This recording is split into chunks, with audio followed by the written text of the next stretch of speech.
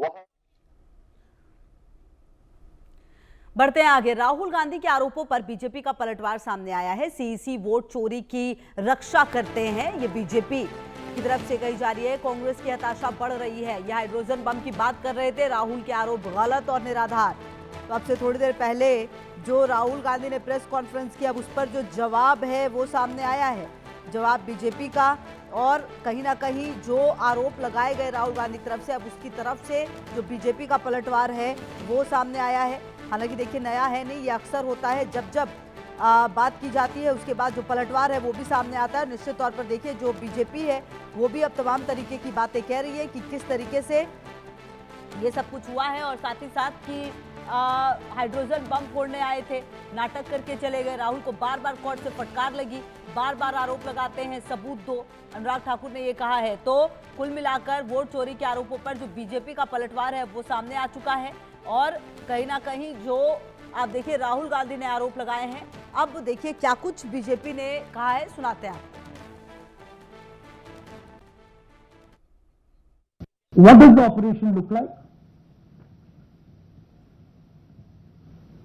In Anand, 6,018 applications were filed, impersonating voters. The people who filed these applications actually never filed them. And we will show you evidence of that on this stage. The filing was done automatically using software. We will show you that.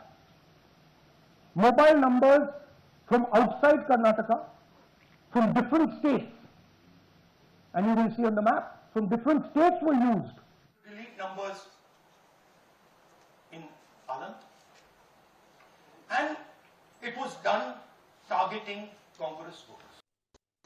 चुनाव दर चुनाव हार और जनता से नकार दिए जाने वाले एक नेता, जिनके नेतृत्व में लगभग 90 चुनाव कांग्रेस पार्टी है, उनकी हताशा निराशा दिन पर दिन बढ़ती जा रही है और आरोपों की राजनीति को इन्होंने अपना आभूषण बना लिया है। जब इन्हीं के लगाए गए आरोपों को ऑथेंटिकेट करने के लिए कहा जाता है तो पीठ दिखाकर भाग जाते हैं, शपथ पत्र देने के लिए कहा जाता है तो मुकर जाते हैं। गलत और निराधार आरोप लगाना राहुल गांधी जी की आदत बन गई है।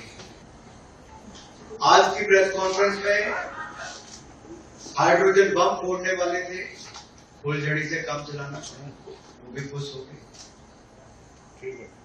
क्या हो गया?